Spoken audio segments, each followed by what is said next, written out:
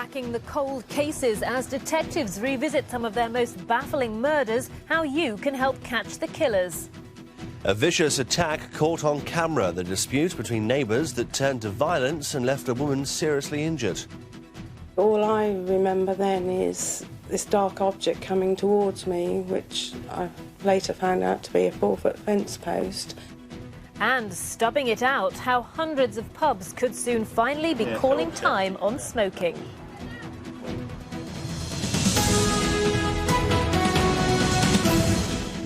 Hello from Stephen and me. Welcome to a new week on Anglia News. Yes, good to have you with us. Coming up later, an amazing tribute to her dad, the woman who took to the skies to scatter her father's ashes in the air.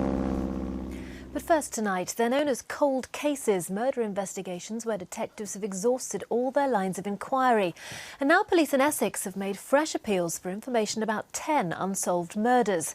They date from as far back as the 1970s to as recently as last year. Diane Stradling reports. Even though you're saying that. Ivy Slark has lived with the unsolved murder of her mother, Ivy Davies, for nearly 30 years. 30 years when she's asked why the popular cafe owner from Westcliff-on-Sea was brutally battered to death with a steel bar. 30 years when she and her family can't answer the question, who was the killer? It may have happened in 1975, but Ivy remembers being told of the murder as though it were yesterday. I remember just sort of shaking, and it's sort of like it just went a rush over me of like nothing really, and I still remember like trying to do my shoes up because I was late for work, and although I was listening to them, it was like I'm not there. 16-year-old Mandy may never have known her grandmother, but like all her family, she wants justice. And that's down to the cold case team, who are now reviewing 10 unsolved murder cases in the hope that new appeals, new technology and new rewards might get results. The Cold Case Review Department is a department of ex-detectives, led by myself, working for Essex Police, and been established now for about a year within the county. Together with that, we have the 70-odd detectives in the county who specialise in major crime investigations, and all the resources of the Forensic Science Service and the National Crime Faculty. It's more than a quarter of a century since shop owner Nora Trott was raped and murdered in Rochford. Hundreds of saliva and blood samples were taken at the time, but the murderer was never caught. Today, a DNA sample the size of a pinhead can narrow down an identity to one person in a billion. Can such progress help solve these cases? In July 1989, Martin Broom was hammered to death in Boreham near Chelmsford. 78-year-old Ron Cousins was fatally stabbed in Chelmsford in April 1994. The body of car dealer John Marshall from Billericay was found in a car boot in May 1996. He'd been shot. Nicola Ray from Basildon disappeared in May 2000, 3 weeks before her wedding. Ronald Fuller was shot on his doorstep in Grays in August the same year. Mother of 3, Beverly Brinkley, died after being attacked by 2 men in Harlow in February 2003. 90-year-old Thelma Avis died after a bogus caller stole money from her home at Colchester in July last year. And Sandra Gant disappeared from her Clacton home in November 2003 and hasn't been seen since. The cold case team is using every resource available. Computers to start with, they can certainly manage information, large amounts of information. We have geographical profilers who can give us a clue as to where somebody might live or work. We have advances with DNA, that's the main thing really. New technology may give new leads, but police are hoping people too will volunteer information they felt they couldn't in the past. Information that might just answer questions that haunt the families involved. There's no finality to it. And why would they do that? Why would somebody kill somebody else where there seems to be no apparent motive? Holland Road, Westcliff, just a stone's throw away from the beachfront cafe that Ivy Davies owned. It was in this road nearly 3 decades ago that Ivy was brutally murdered in her own home. Of course, it's a different road now, it's a different world, but for the relatives of all these victims, it's virtually impossible to move on completely while such questions remain about their deaths. Diane Stradling, Anglia News, Westcliff-on-Sea. And if you have any information about those unsolved murders, you can call Crime Stoppers on 0800 555 111. That's free phone 555 111. And of course, you don't have to give your name. Next tonight, she stood up to the bullies, making her life a misery and paid a heavy price. When Val McBride complained about abuse from a neighbouring family, her Norfolk home came under attack. She was left with serious injuries. Now, a judge has criticised a local housing association for failing to protect her. Malcolm Robertson reports. It was a terrifying and sustained attack. In the early hours of the morning, a group of thugs were caught on CCTV targeting Tom Ullman and his partner Val McBride at their home at North Tuddenham near Norwich. Mrs McBride suffered broken teeth and damage to her jaw after being struck by a fence post. 7 months later, the ferocity of the attack is still evident.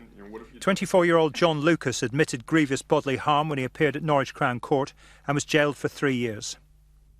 Basically, he's ruined, our lives. We've now stuck in a house that, is going to be very difficult to sell. All my family have been traumatised.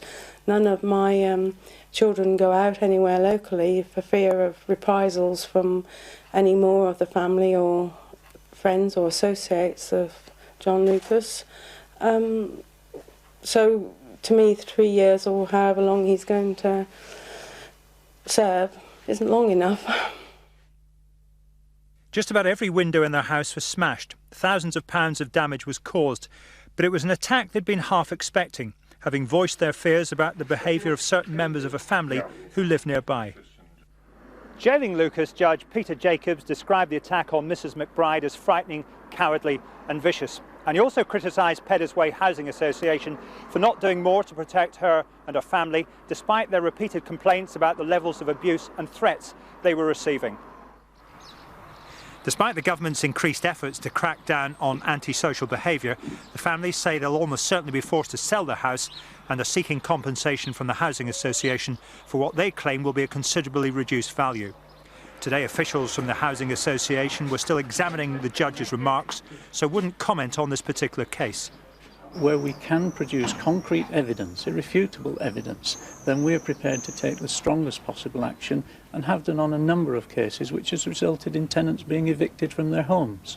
If Peddars Way had been absolutely confident that that evidence existed, then it may have taken stronger action than it felt able to in the circumstances.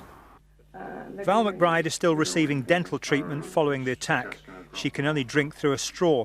But for all the pain that's been caused, she's glad she was brave enough to stand up against those making her life a misery. Malcolm Robertson, Anglia News. You're watching Anglia Tonight. It's 8 minutes past 6. Almost inevitable. That's what a director of a Suffolk pub company, Greene King, has said about the introduction of smoke-free pubs and restaurants. Greene King has announced they'll allow half of their 550 pubs to ban smoking completely if they wish. The first to take up the offer is the Rushbrook Arms near Bury St Edmunds. Simon Newton has been along to have a look. If you want a fag with your pint at the Rushbrook Arms these days, then this is as close to the bar as you'll get. The pub at Sicklesmere near Bury St Edmunds was the first of Greene King's 550 pubs and restaurants nationwide to ban smoking earlier this month. We decided to make it a non-smoking pub because 70% of the people that came here were non-smokers, and we realised that we were serving 30% or looking after 30% rather than the 70%. So we decided to go non-smoker when we reopened after refurbishment. We've had a couple of negative comments, but hardly any incidences, mainly positive comments, which is great. Contrary to some reports, Bury St Edmunds-based Greene King aren't introducing a smoking ban in all their pubs. What they are doing is giving their 250-odd food-led pubs, including their 140 Hungry Horse outlets, the option of going smoke-free if they want. That includes about 40 pubs across Norfolk, Suffolk and Essex. For families visiting the Rushbrook Arms today, the ban isn't something to jump up and down about. It's just a whole lot better for the family, because that's what it is a family pub. I don't think it's put a lot of people off. It might have actually encouraged a few other people. It's got a lovely atmosphere now. We're not interested in having a low fog around our heads when we're having lunch. Greene King's marketing director Adam Collett has been quoted as saying a nationwide ban on smoking in bars and restaurants is now almost inevitable.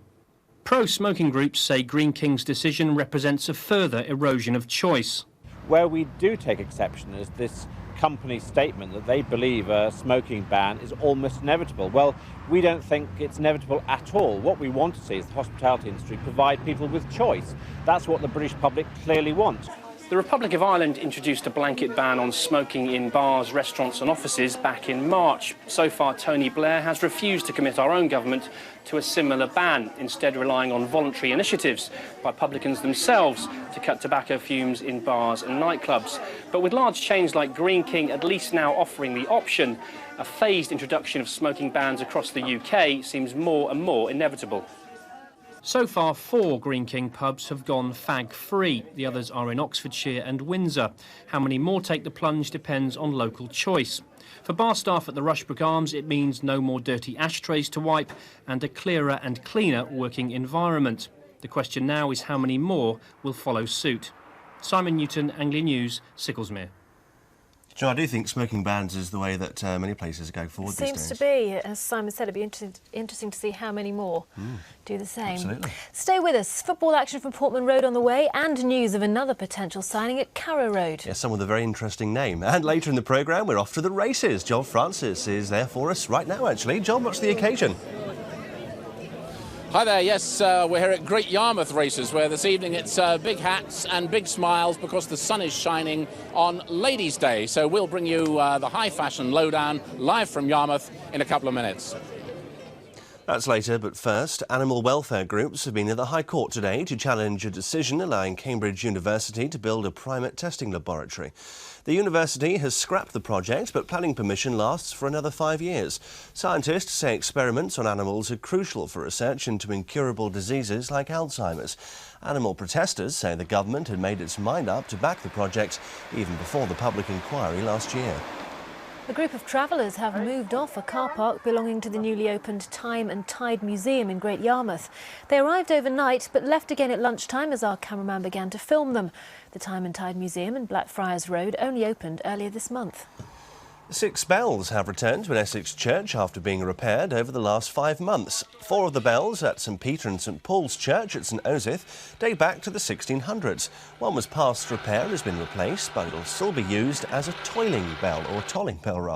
In addition, the wooden frame supporting the bells will now be backed by a steel structure. The work costs around £75,000, half raised locally. The rest has come from grants. Deciding on a suitable tribute when someone passes away can often be difficult, but when the daughter of a World War II glider pilot faced that decision, she found a truly fitting, if unusual, way. Phil Whitfield honoured her father's bravery by scattering his ashes in the skies above Norfolk, and she did it as she wing-walks on a biplane. Watching from the ground as the final preparations are made, a poignant moment for Phil Whitfield. Her father, Tom Christian, was a D-Day glider pilot and passed away in April. Phil decided a wing walk at Old Buckenham Airfield to scatter his ashes would be a most fitting way to say her final goodbye. One of his main wishes was to wing walk. He really wanted 2 planes, me on one and him on another. So this is the closest I can do for him. The experience I've wanted to do myself. But no, this means more to me. It's for him, my last thing for him. So after a kiss for luck, it was off to the plane and a quick chat with the pilot. Phil, hi Phil. Hi. Well, it stopped raining. It has. So you'll be fine, actually. Yeah. And once strapped in, it was finally time for takeoff. Phil's wing walk is one of several held at the airfield at the weekend to raise money for the Anthony Nolan Trust, which finds bone marrow donors.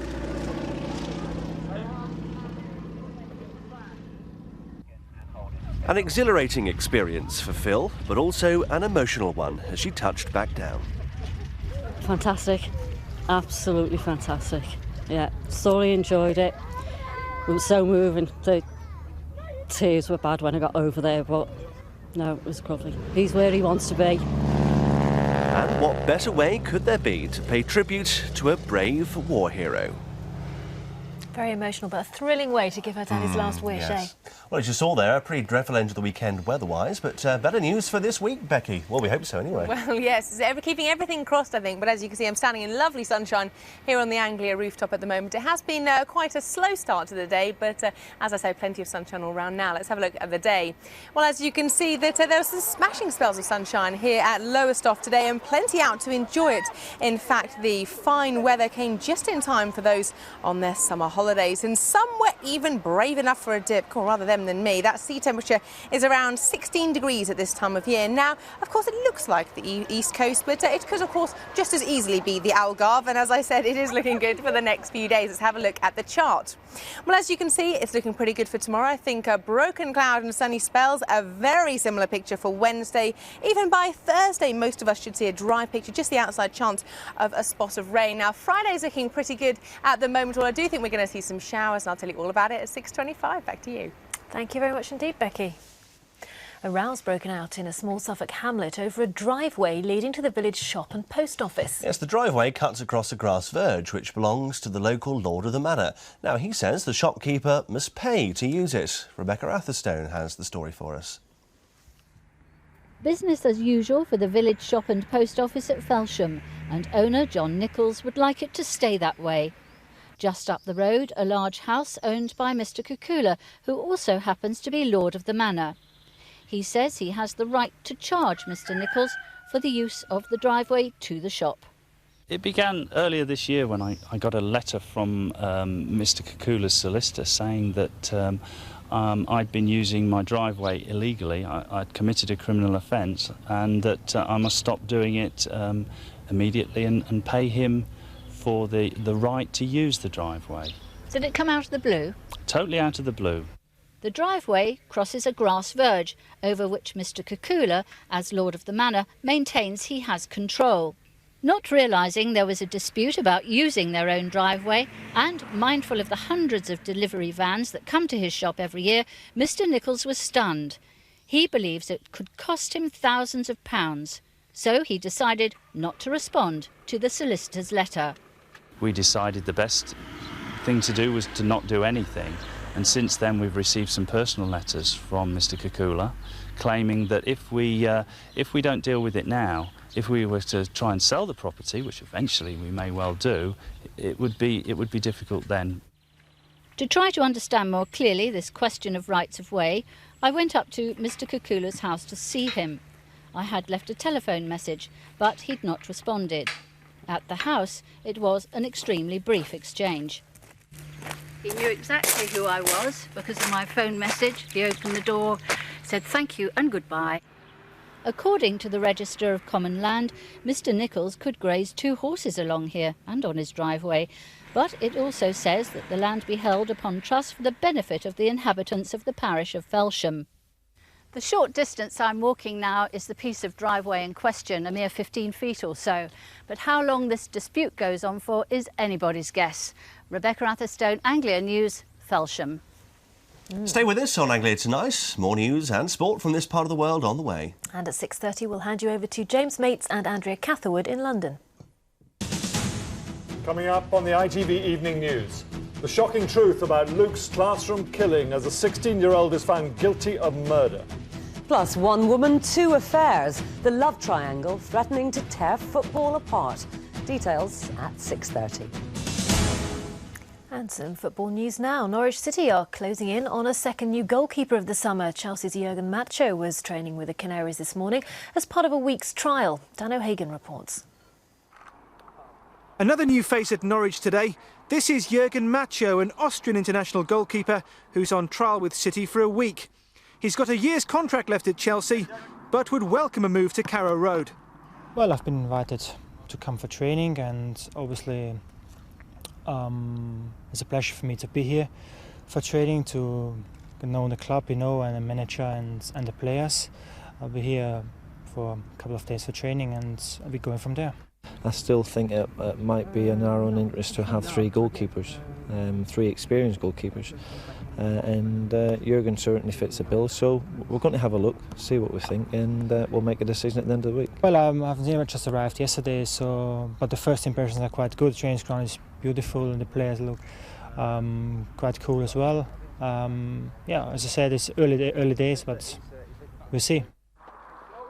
Today was Thomas Helveg's first training session with the club, his first chance to mix with his new teammates. A decade in Italy's Serie A should stand the Danish international in good stead for the challenge of the Premiership. I've been following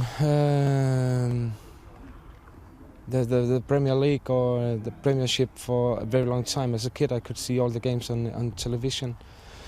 And, you know, at that time I thought, okay, if you're going to be a professional, you might go to England.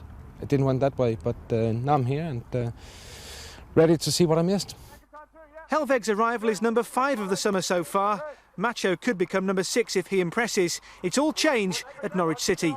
Dan O'Hagan, Anglia News, Norwich.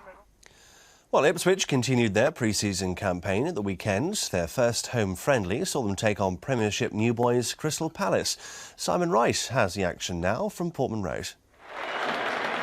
A first chance for Ipswich fans to see their new-look team at Portman Road. Premiership Crystal Palace the opposition. Ipswich scored first, a corner met by the unmarked Drissa Diallo. He didn't score at all last season. Blues fans will hope this is a sign of things to come. Town gave away too many soft goals last season. Goals like this one. Sean Derry's free kick fooling everyone, especially goalkeeper Kelvin Davis.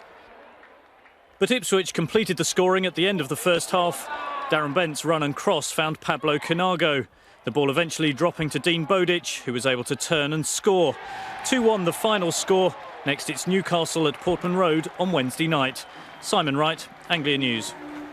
It was a big weekend of cricket in Southend. The highlight of the annual festival was Sunday's one-day match between Essex and Northants, and cricket fans turned out in their thousands. Linda O'Brien was among them. The steel drum set the tone for a cricket match which had a carnival feel. The Southend Cricket Festival giving this part of Essex its annual cricket feast. I think it's hugely important for the future of cricket in this country that the top players come down where the population is. There's a huge population in South Essex, and it's very important that Essex keep coming here every year to give the local youngsters the chance to see people like Darren Gough, who's going to be playing here this week. The 4,000-strong crowd was hoping that after winning their first county championship match last week, Essex's one-day fortunes would also change. But in any case, they were here for fun. Just come for a drink and watch the cricket. Have a sit down. I've been coming for about the last 10, 15 years, so it should be really good. And a few at their first ever match. This is my first time coming, but I watch it on telly sometimes. I haven't been here before to watch cricket, but I think it's quite good. I especially like it when people hit it really far away. And he did see some of that big hitting early on. Skipper Ronnie Irani and opener Aftab Habib making a series of boundaries. But then it all fell apart. Northamptonshire chasing the top spot claimed the wickets of Irani, then Habib and Andy Flower, as 3 wickets fell without adding to the 35 total. Despite a decent stand by Paul Grayson, Essex eventually fell to 166 all out, to the disappointment of the coach. We need to have a strong finish to the season to get some respectability and to get up both leagues, so I'm hoping it'll start today, but it's going to be a tall order. But a tall order his charges took on board. Once Darren Gough, fast becoming the favourite as Essex bowled out Graham White, Essex began to look assured, bowling out the visitors for 138. A 30-run victory easing relegation worries, and back at South Church Park on Wednesday when they hope their county championship season gets a kickstart here as well. Linda O'Brien, Anglia News, Southend. Now they have one at Royal Ascot and at Newmarket, and now Ladies' Day has come to Great Yarmouth Racecourse too. Yes, today Yarmouth Races have been offering half-price entry to all the best-dressed ladies. Well, our reporter John Francis is there. John, how's it looking? It's looking very good indeed, Claire, actually. Hats and heels, that's the theme this evening, and it's really worthwhile, as you say, for the ladies to make the effort, because those that do get half-price admission to one of the enclosures, they get discount on the tote, they even get a free glass of champagne. We're just gearing up for the second race now. Racing began at 6 o'clock, but the racecourse opened, in fact, at 4, and our cameras were out at that time getting the sort of fashion lowdown on the early arrivals.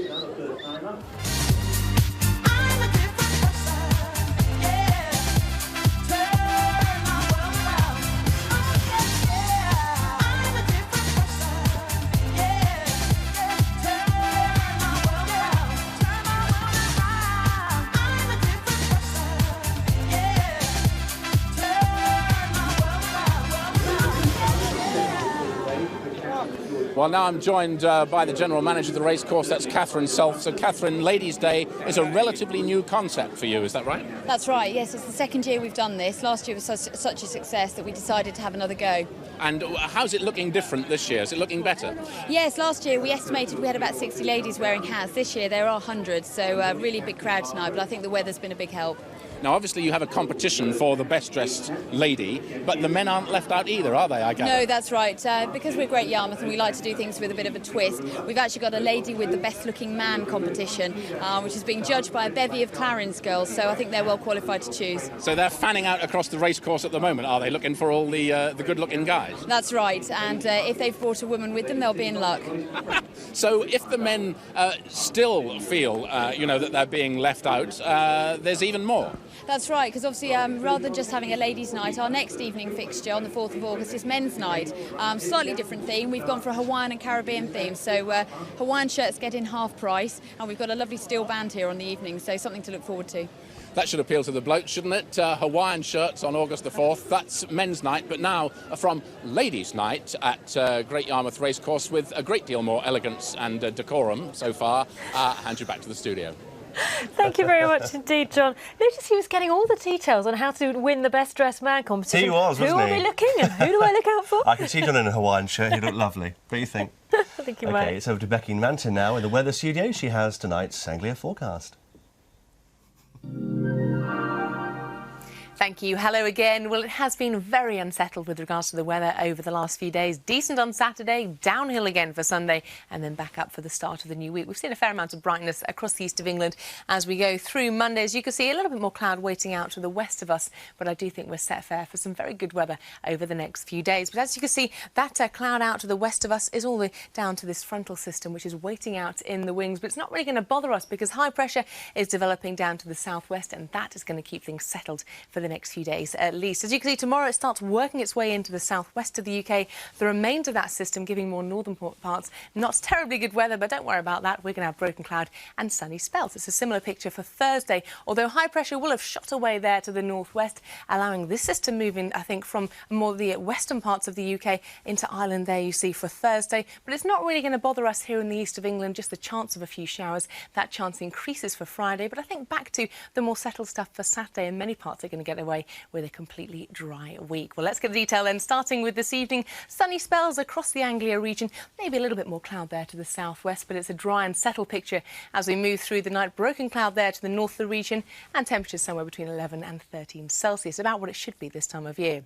Tomorrow morning starts once more with a very settled note, I think. Again, a little bit more cloud to the southwest, but broken cloud and sunny spells for the afternoon, and temperatures rising to a very respectable 22 or 23 Celsius, always a little bit cooler there towards the coast. Now, it's a very similar picture once again for Wednesday. Broken clouds, sunny spells, you guessed it, and temperatures up at around 22 or 23 Celsius. Very nice indeed, just about right, not too boiling. Well, let's take a look to the 5-day forecast. And as you can see, the chance of a few spots of rain on Thursday, but it will be a very, very warm day. And temperatures, as you can see, are similar for Friday, but we are going to see more in the way of showers, I think, across the region. But generally speaking, as I say, we're set fair for some good weather this week.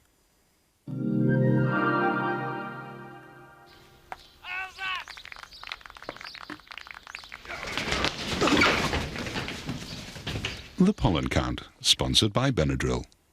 Now get ready for some more good news. We are going to see some good weather this week, and also pollen levels, which normally would be quite high in all the sunshine, will just be about moderate, I think, because we are finally coming to the end of the grass pollen season. That's it from me. Enjoy your evening. Goodbye. Oh, finally some good weather on the way, and that's Yes. good news for something we've got to tell you about now. Well, and the end of the pollen season. That's good for people like me. Yes, just before we hand you over to London, a word about a much-loved series that's making a welcome return to Anglia tonight. Well, he's been at the races today, of course, but later this week, John Francis will be out and about again. We've reunited him with the well-known travel writer Christopher Somerville, and that means Somerville's Walks is back. Yes, we know you loved it so much, it's making a return. And this time, it's coming back to mark Britain on the move. The pair have been wandering the region, discovering more of those well-kept secrets of the East Anglian countryside. And if you want to see that, the series starts on Wednesday, so join us for that. I hope they've been wearing their pedometers as they go walking around the region. I just want to check up on them about that one. Now, I know you were eyeing up those hats. You're going to go and join John at races? Might. Perhaps that'll give him a chance of winning his Best Dressed Man title. That's it from us tonight. Good night. Good night. Death in the schoolroom. Luke Walmsley's killer convicted of murder.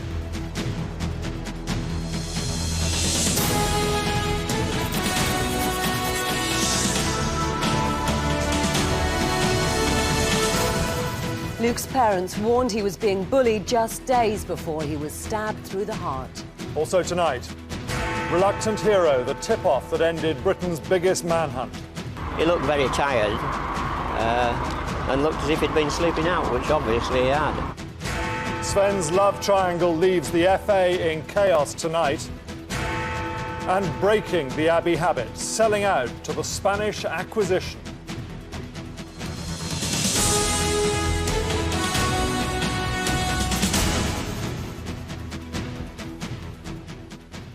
Good evening. The emotion was too much.